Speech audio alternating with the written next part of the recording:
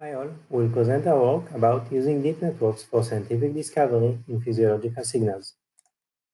Our motivation is that hand-engineered features are the basis of interpretable machine learning model design and are crucial for system deployment in clinical settings. On the other hand, deep learning models that automate the representation abstraction phase are not deployed in healthcare due to this lack of explainability. So what if we could use deep networks to discover new handcrafted feature sets?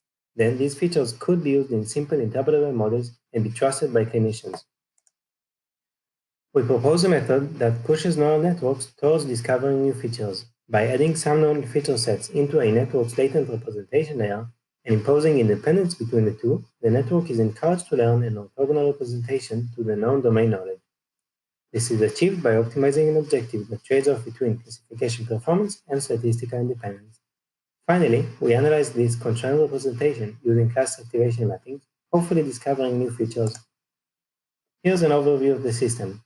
Raw signals X are fed into the network, yielding latent representation G, which is concatenated with external features F. The loss function is a combination of an independence term between F and G and the classification loss from F and G to labels Y.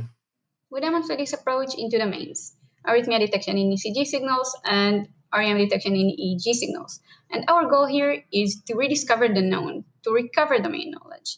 Here we focus on the ECG experiment. So atrial fibrillation is an arrhythmia of the upper chambers of the heart, and clinicians detect it by looking at two things: irregularly spaced R peaks and inexistent P waves. So we define two feature sets, one corresponding to R peak features and one to P wave features, and we train two models accordingly. And one with access to P wave features and the other with access to RR features. And each model is expected to learn information that is encoded on the opposite feature set.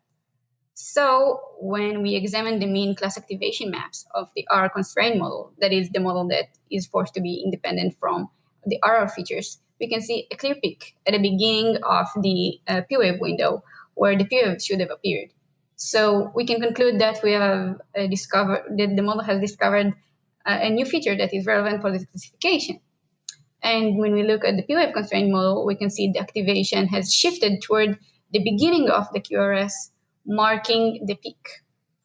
So if you're interested and want to learn more, please come see our poster.